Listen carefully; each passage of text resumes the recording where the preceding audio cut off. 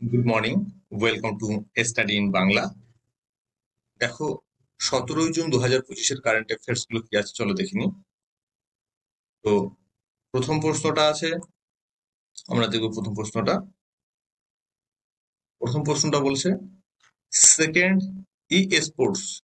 এই কথাটা ভালো করে বোঝার চেষ্টা করো। দেখো, স্পোর্টস ওয়ার্ল্ড কাপ 2025 এর গ্লোবাল অ্যাম্বাসেডর কাকে নিযুক্ত করা হয়েছে বা আনা হয়েছে। স্পোর্টসটা কি আছে? দেখো, আমরা সকলেই অনলাইন বিভিন্ন গেম খেলি, সেটা free fire, PUBG, call of duty, এই সমস্ত যেসব গেমগুলো, সেই সব গেমগুলোকে স্পোর্টস বলা হয়। স্পোর্টস এর সেকেন্ড এডিশন হচ্ছে স্পোর্টস এর ওয়ার্ল্ড কাপ হচ্ছে স্পোর্টস এর এই ওয়ার্ল্ড কাপের সেকেন্ড এডিশন এবছর হচ্ছে। গ্লোবাল অ্যাম্বাসেডর কাকে বানানো হয়েছে ক্রিশ্চিয়ানো রোনাল্ডো। দেখো, এই সম্পর্কে আমরা একটু জেনে নিই যে 2024 সালে প্রথম এডিশন সৌদি আরবের রিয়াদে অনুষ্ঠিত হয়েছিল। সৌদি আরবের রিয়াদে স্পোর্টস। এবং 2025 সালে দ্বিতীয় এডিশন সৌদি আরবের রিয়াদে 8ই জুলাই থেকে 24শে আগস্ট পর্যন্ত হবে। মোট 25 রকমের অনলাইন গেমস এখানে খেলা হয়। দেখো, আমরা যে লুডো খেলি অনলাইন, এটাও কিন্তু একটা স্পোর্টস, কিন্তু এই ওয়ার্ল্ড কাপের মধ্যে লুডোটা নেই। এই ধরনের 25টা গেম আছে। যেসব গেমগুলো আমরা অনলাইন খেলি সেগুলো সবই স্পোর্টস এর মধ্যে পড়ে। ওকে, পরের প্রশ্ন। সম্প্রতি ভারত কোন দেশের সাথে রেয়ার আর্থ এলিমেন্ট রপ্তানি বন্ধ করলো? দেখো, রেয়ার আর্থ এলিমেন্ট কি জিনিস? বলছে পৃথিবী পৃষ্ঠ ভূগর্ভ থেকে আমরা যে সমস্ত পদার্থগুলো বের করি খনির মাধ্যমে, খনন কার্যের মাধ্যমে, তার মধ্যে এমন কিছু পদার্থ আছে যেগুলো খুবই কম পাওয়া যায়, রেয়ার। সেই সব আর্থ এলিমেন্ট গুলোকে ভারত এতকাল পর্যন্ত কি করতো? রপ্তানি করতো। ভারত সেগুলো খনি থেকে তুলতো, সেগুলো পরিষ্কার করতো এবং সেগুলো রপ্তানি করে দিত। এবং সেগুলো বিভিন্ন দেশে গিয়ে সেখান থেকে তার থেকে সেই এলিমেন্ট গুলোতে বিভিন্ন পদার্থ, বিভিন্ন দ্রব্য তৈরি করতো এবং সেগুলো ভারতে বিক্রি করতো বেশি দামে। এবার ভারত কি করেছে? এতকাল পর্যন্ত ভারত ছিল কনজিউমার, এবার ভারত একটা ডিসিশন নিয়েছে যে এসব রেয়ার আর্থ এলিমেন্ট গুলোকে আর বিদেশে রপ্তানি করবে না, এগুলোকে ভারতেই কার্যকারী ভূমিকা পালন করবে। যেমন ধরো, ইলেকট্রনিক্স ডিভাইস, কম্পিউটার, ল্যাপটপ, বিভিন্ন ইলেকট্রনিক্স ডিভাইস, এইসব ইলেকট্রনিক্স ডিভাইসে যে সমস্ত এলিমেন্ট গুলো প্রয়োজন হয় সেগুলো কিন্তু খুবই রেয়ার। যেমন ধরো, আমরা এতকাল পর্যন্ত আগে দেখতাম অ্যাসিডের ব্যাটারি, এরপরে দেখলাম লিথিয়াম ব্যাটারি। এই লিথিয়ামটা একটা রেয়ার আর্থ এলিমেন্ট। তো এই সমস্ত বিষয়গুলো, আর্থ এলিমেন্ট গুলোকে এতকাল রপ্তানি করা হতো, এখন আর রপ্তানি করা হবে না। এটা কোন দেশের সঙ্গে সম্প্রতি বন্ধ করলো? এটা করলো জাপানের সাথে। এতকাল পর্যন্ত জাপানকে আর্থ এলিমেন্ট সাপ্লাই করতো ইন্ডিয়া। এবার দেখো, জাপানের সাথে 13 বছর পুরনো রেয়ার আর্থ এলিমেন্ট রপ্তানি চুক্তি বাতিল করলো ভারত। এই 17 প্রকার রেয়ার আর্থ এলিমেন্ট রপ্তানি হতো, হ্যাঁ, জাপানের সাথে। এই 17 প্রকারের মধ্যে সিরিয়াম, টার্বিয়াম, স্ক্যান্ডিয়াম, এই সমস্ত এলিমেন্ট গুলো কিন্তু রপ্তানি হতো। দুনিয়ার সব থেকে বেশি আর্থ এলিমেন্ট কোথায় আছে? এটা আছে চীনে। চীনও কিন্তু এই পদক্ষেপটা নিয়েছে। চীনও কিন্তু আর্থ এলিমেন্ট রপ্তানি বন্ধ করে দিয়েছে। ঠিক আছে, এবার দেখো, চীনে আছে সব থেকে বেশি পরিমাণে রেয়ার আর্থ এলিমেন্ট। ইন্ডিয়ার একটা কোম্পানি, সে কোম্পানিটার নাম হচ্ছে Indian rare earth limited, IREL। এই কোম্পানিটা আর্থ এলিমেন্ট গুলো বের করতো মাটির নিচে থেকে, পৃথিবী পৃষ্ঠ থেকে, এবং সেগুলো অন্য অন্য দেশের সঙ্গে সাপ্লাই করতো। এই কোম্পানিটা বর্তমানে ভারতের মিনি রত্ন স্ট্যাটাস আছে। আমরা জানি যে মিনি রত্ন একটা ভারতীয় শিল্পীদের একটা বিভিন্ন কোম্পানির স্ট্যাটাস, মহারত্ন, মিনি রত্ন। তো যাই হোক, এই কোম্পানিটা মিনি রত্ন স্ট্যাটাস আছে। এটা 1950 সালে স্থাপিত হয়েছে এবং এর হেডকোয়ার্টার হচ্ছে মুম্বাই। জাপানের যে কোম্পানিটার সাথে এই এই এগ্রিমেন্টটা ছিল, চুক্তিটা, সেটাও কিন্তু এই কোম্পানির মাধ্যমেই ছিল। ঠিক আছে, পরের প্রশ্ন বলছি Asian athletic gymnastic championship, sorry, artistic Asian artistic gymnastic championship 2025-এর ব্রোঞ্জ বিজয়ী ভারতীয় জিমন্যাস্ট কে? দেখো, জিমন্যাস্টিক কিন্তু এর আগে একটা আর্টিস্টিক লাগানো আছে। দেখো, জিমন্যাস্টিক তো বটে, এই জিমন্যাস্টিকের বেশ কয়েকটা ভাগ আছে। তার মধ্যে পপুলার হচ্ছে আর্টিস্টিক এবং রিদমিক। আর্টিস্টিক এবং রিদমিক এছাড়া দেখো অ্যাক্রোব্যাটিক, অ্যারোবেটিক, এই সমস্ত বিভিন্ন জিমন্যাস্টিক শৈলী আছে। এর মধ্যে আর্টিস্টিক এবং রিদমিকটা বেশি পপুলার। এই এশিয়ান আর্টিস্টিক জিমন্যাস্টিক যেটা 2025 অনুষ্ঠিত হলো, তার ব্রোঞ্জ বিজয়ী ভারতীয় জিমন্যাস্ট হলো প্রণতি নায়ক। ভারতের একজন জিমন্যাস্ট, ইনি এটা ব্রোঞ্জ মেডেলটা পেয়েছে। দেখো এই সম্পর্কে আমরা একটু জেনে নিই। 2025 সালে এশিয়ান আর্টিস্টিক জিমন্যাস্টিক চ্যাম্পিয়নশিপ দক্ষিণ কোরিয়ার জেচেওন এ অনুষ্ঠিত হয়েছে। জেচেওন একটা জায়গার নাম, সেখানে অনুষ্ঠিত হয়েছে। বলছে পুরুষ বিভাগের, পুরুষদের আর্টিস্টিক জিমন্যাস্টিক কবে হয়েছে? 5ই জুন থেকে 8ই জুন 2025। আর মহিলাদের আর্টিস্টিক জিমন্যাস্টিক কবে হয়েছে? 12ই জুন থেকে 15ই জুন 2025 তারিখ। জাপান শীর্ষস্থানে আছে এই পদক তালিকায়। তারা 15টি সোনা, 5টি রূপো এবং 3টি ব্রোঞ্জ সহ মোট 7টি সোনা, ভুল হলো, 7টি সোনা, 5টি রূপো এবং 3টি ব্রোঞ্জ সহ মোট 15টি পদক পেয়েছে। এশিয়ান আর্টিস্টিক জিমন্যাস্টিক চ্যাম্পিয়নশিপ এর সিনিয়র সংস্করণ প্রথম শুরু হয়েছিল 1996 সালে। পরের প্রশ্ন দেখো।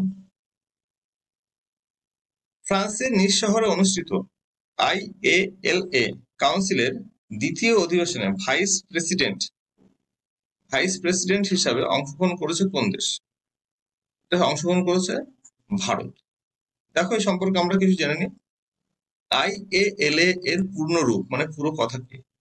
International association of marine aids to navigation and lighthouse authorities. তাহলে কি হলো যে এই একটা সংস্থা, যার পুরো নামটা আমরা এখানে দেখলাম, international association of marine aids to navigation and lighthouse authorities. এই সংস্থার বা এই কাউন্সিলের একটা সেকেন্ড অধিবেশন হলো। এটা কোথায় হলো? দেখো, ফ্রান্সের নিজ শহর। আন্তর্জাতিক বাতিঘর কর্তৃপক্ষ, এটাকে আমরা আন্তর্জাতিক বাতিঘর কর্তৃপক্ষ হিসাবে জানি।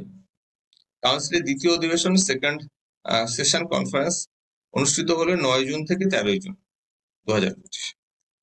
এই অধিবেশনে ভারত যেহেতু ভাইস প্রেসিডেন্টের পদে আছে, তাই ভারত সামুদ্রিক দিক নির্দেশনা এবং নৌযান ট্রাফিক ব্যবস্থা ক্ষেত্রে তাদের অর্জিত সাফল্যের উপর জোর দিয়েছে। এবং বর্তমান ভারত IALA এর ভাইস প্রেসিডেন্ট হিসেবে কাজ করছে। কত সাল থেকে? 2023 থেকে 27 পর্যন্ত কাজ করবে ভাইস প্রেসিডেন্ট হিসেবে। এবং IALA এর গুরুত্বপূর্ণ অনুষ্ঠানগুলো আয়োজনের জন্য আমন্ত্রণ জানিয়েছে।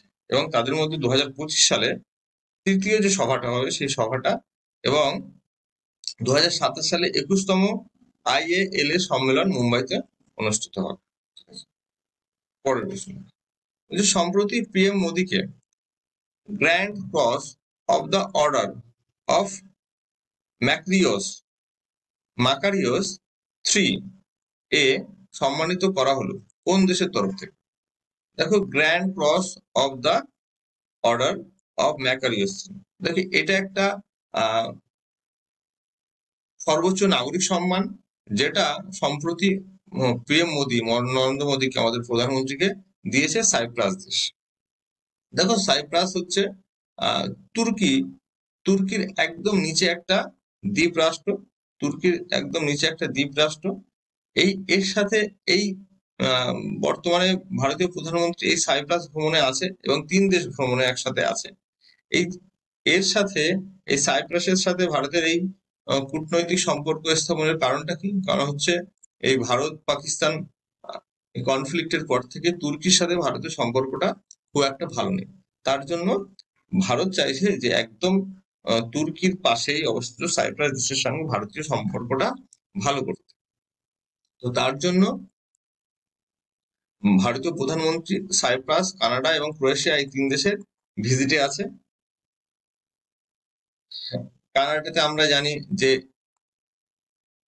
G7 সম্মেলন আছে, যে সম্মেলনে প্রধানমন্ত্রী উপস্থিত হবে। তো প্রথমে সাইপ্রাসে যাবে এবং তারপরে কানাডা এবং তারপরে ক্রোয়েশিয়া যাবে। দেখো, সাইপ্রাসের বর্তমান প্রধানমন্ত্রী নিকোস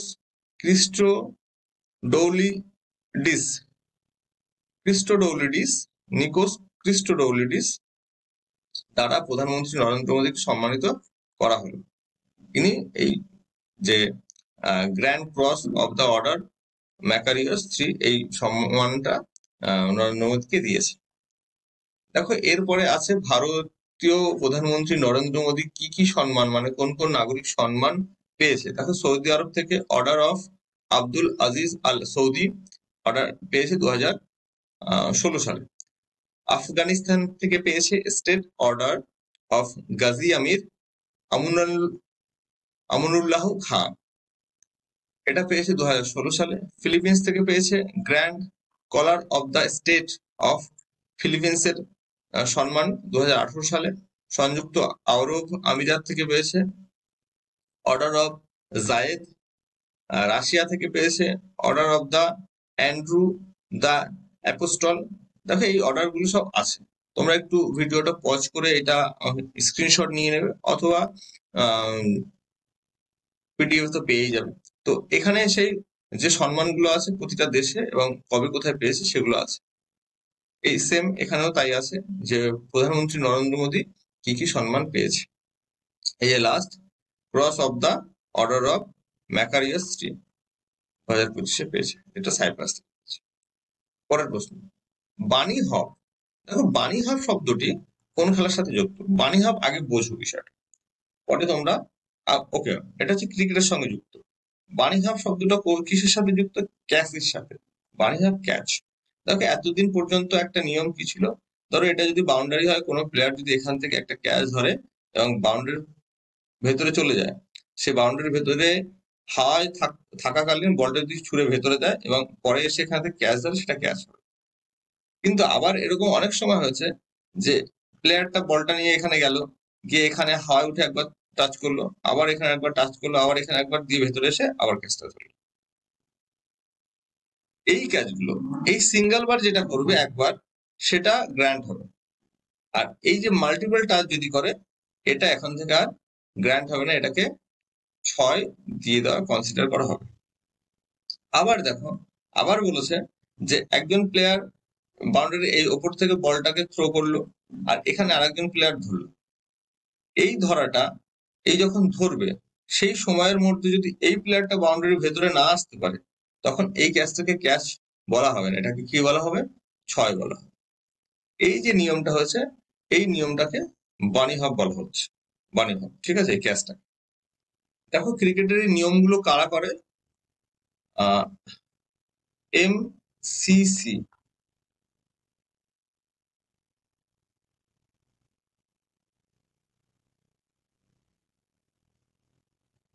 মেরিলেবোন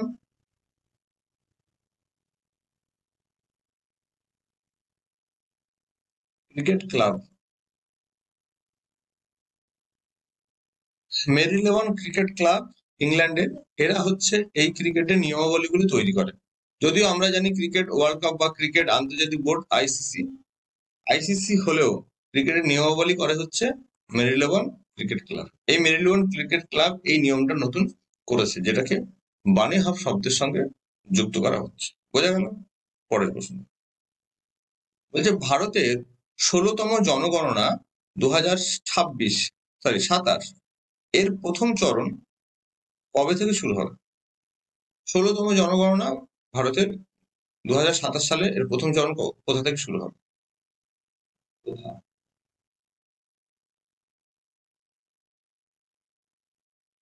এটা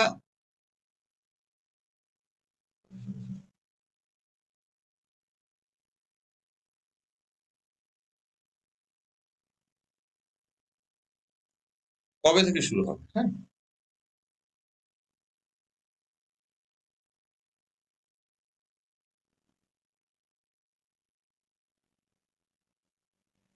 এটা শুরু হবে হচ্ছে ফার্স্ট অক্টোবর 2026 সাল থেকে।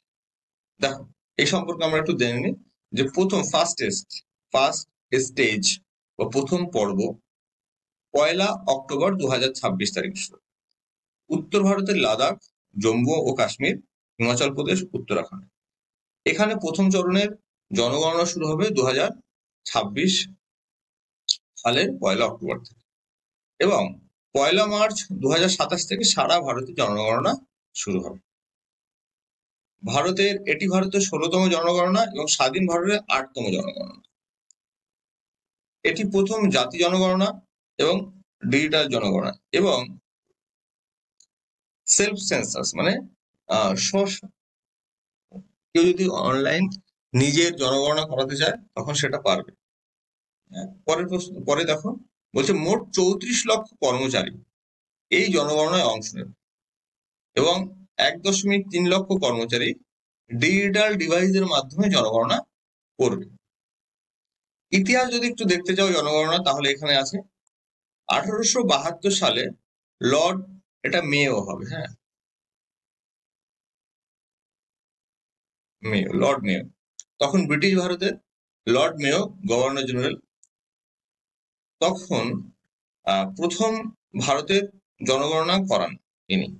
এবং 1881 সালে লর্ড রিপন প্রথম আদমশুমারি জনগণনা, আদমশুমারি বলতে 10 বছর অন্তর যে জনগণনা, আদমশুমারি জনগণনা করে। তখন জনগণনার কমিশনার ছিলেন ডব্লিউ.সি. পোল্ডেন, ডব্লিউ.সি. পোল্ডেন বলে একজন, তিনি কমিশনার হিসাবে নিযুক্ত ছিলেন। তাহলে প্রথম জনগণনা হয় কবে? 1872 সালে, এবং প্রথম আদমশুমারি হয় কত সালে? 1881 সালে। স্বাধীন ভারতের প্রথম জনগণনা হয়েছিল 9 ফেব্রুয়ারি থেকে 28 ফেব্রুয়ারি 1951। ওকে,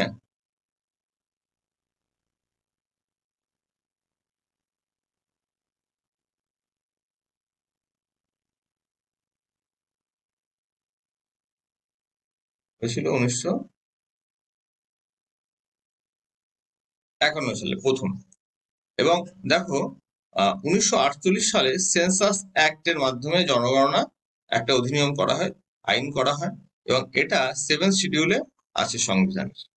ভারতের রেজিস্ট্রার জেনারেল এবং সেন্সাস কমিশনের দ্বারা জনগণনা সম্পন্ন হয়। দেখো জনগণনা খুবই ইম্পর্টেন্ট এবারের জন্য, খুবই আমরা জানি দীর্ঘদিন পরে সেই 2011 সালে লাস্ট জনগণনা হয়েছে। তারপরে করোনার জন্য 2021 সালে জনগণনা হতে পারেনি, তো এবছর আবার 2027 জনগণনা হবে। তো এই জনগণনার ইনফরমেশন গুলো খুবই ইম্পর্টেন্ট এবং পরীক্ষার জন্য কিন্তু খুবই গুরুত্বপূর্ণ।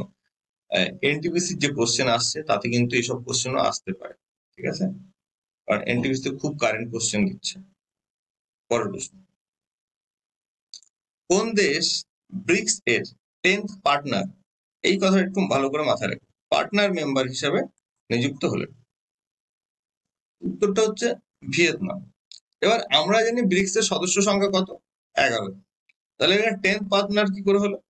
দেখো পার্টনার হচ্ছে সেই সমস্ত দেশ যেগুলো ব্রিক্স এর স্থায়ী সদস্য নয়, কিন্তু এরা হচ্ছে পার্টনার মেম্বার যারা ব্রিক্স এর সঙ্গে একসাথে কাজ করে, ব্রিক্সের সাথে একসাথে কাজ করতে আগ্রহী বা কাজ করে। যেমন দেখো G7 এর 7 জন মেম্বার আছে, কিন্তু তাছাড়াও ভারতকে যেমন ইনভাইট করা হয়েছে, আরো অন্যান্য দেশকে ইনভাইট করা হয়েছে, যাতে G7 এর দেশগুলোর সাথে একসাথে কোলাবরেট করে কাজগুলো করতে পারে। ঠিক তেমনি ব্রিক্স এর সাথে এই 10টা মেম্বার দেশ আছে যারা একসঙ্গে কাজ করার চেষ্টা করে বা কাজ করে। এই দেশ হিসাবে 10th মেম্বার হিসেবে কে নিযুক্ত হলেন? এটা হলো ভিয়েতনাম। পরে দেখো হচ্ছে ভিয়েতনাম ব্রিক্স এর 10th মেম্বার, পার্টনার মেম্বার হিসেবে নিযুক্ত হলো। এই 10 জন পার্টনার মেম্বার দেশ কারা কারা আছে? দেখো Belarus, Bolivia, Kazakhstan, Cuba, Malaysia, Nigeria, Thailand, Uganda, Uzbekistan এবং লাস্ট হচ্ছে ভিয়েতনাম। 2006 সালে ব্রিক্স প্রতিষ্ঠিত হয়, তবে প্রথম সম্মেলন হয় 2009 সালে 16 জুন রাশিয়াতে। তো এই জন্য ব্রিক্স এর প্রতিষ্ঠা এই 2009 সালকেই ধরা হয়, ঠিক আছে। সর্বশেষ সম্মেলন 17তম সম্মেলন হয়েছে, যেটা ব্রাজিলের রিও ডি জেনেরোতে হয়েছে। মোট বর্তমানে 11টা সদস্য দেশ আছে। ব্রিক্স এর সদস্য দেশগুলো কি কি দেখে না, ব্রাজিল, রাশিয়া, ভারত, চীন, এই 4টে দেশ নিয়ে প্রথম ব্রিক্স গঠিত হয়। তারপরে এখানে আসে দক্ষিণ আফ্রিকা 2010 সালে ব্রিক্স, ঠিক আছে। এরপরে দেখো মিশর, ইথিওপিয়া, ইরান, সংযুক্ত আরব আমিরাত, ইন্দোনেশিয়া এবং সৌদি আরব, এই দেশগুলো যুক্ত হয়। এখন বর্তমানে মোট 11টা দেশ আছে, ঠিক আছে। পরের প্রশ্ন, ওই যে ফিফা ক্লাব ওয়ার্ল্ড কাপ 2025 কোথায় অনুষ্ঠিত হবে? দেখো ক্লাব ওয়ার্ল্ড কাপ মানে ফিফা ওয়ার্ল্ড কাপ তো আমরা জানি, ফুটবলের ফিফা বলতে football, club world cup 2000। Club world cup কি বলছে? যেসব ক্রিকেট ক্লাবগুলো আছে তাদের নিয়ে একটা ওয়ার্ল্ড কাপ প্রতিযোগিতা, ঠিক আছে, চ্যাম্পিয়নশিপ। এটা অনুষ্ঠিত হবে কোথায়? আমেরিকাতে। দেখো কি বলেছে, FIFA club world cup 2025 14 June থেকে 13 জুলাই পর্যন্ত আমেরিকাতে অনুষ্ঠিত হবে। এটি এর 21তম সংস্করণ, যা চালু হয়েছে 2000 সালে। দেখো এটা তো প্রতি বছরই হয়, কিন্তু কিছু কারণের জন্য, যেমন করোনার সময় কিছুদিন কটা বছর হয়নি, এবং গত 24 সালে এটা হয়নি, তার জন্য এটা 21তম সংস্করণ হয়েছে, কিন্তু 2000 সালে এটা শুরু হয় প্রথম। মোট 32টা ক্লাব এই টুর্নামেন্টে অংশ নেয়, এবং 2023 সালে লাস্ট সংস্করণ সৌদি আরবিয়াতে হয়েছিল, যেখানে ম্যানচেস্টার সিটি চ্যাম্পিয়ন হয়েছিল। এখনো পর্যন্ত রিয়াল মাদ্রিদ সব থেকে বেশিবার চ্যাম্পিয়ন হয়েছে, এই চ্যাম্পিয়নশিপ জিতেছে রিয়াল মাদ্রিদ। দেখো এই ছিল আজকে কারেন্ট অ্যাফেয়ার্স গুলো, খুবই সুন্দর কারেন্ট অ্যাফেয়ার্স, তোমরা করতে থাকো, তোমাদের খুব কাজে আসবে। আর যদি মনে হয় ভিডিওটা ভালো লাগে, তাহলে অবশ্যই লাইক করে দিও, বন্ধুদের সঙ্গে শেয়ার করার কথা মনে হলে শেয়ার করে দিও, আর চ্যানেলটাকে সাবস্ক্রাইব করো। Thank you. কোনো সমস্যা থাকলে অবশ্যই কমেন্ট করে জানিও। থ্যাংক ইউ, ভালো থাকো, ভালো হোক।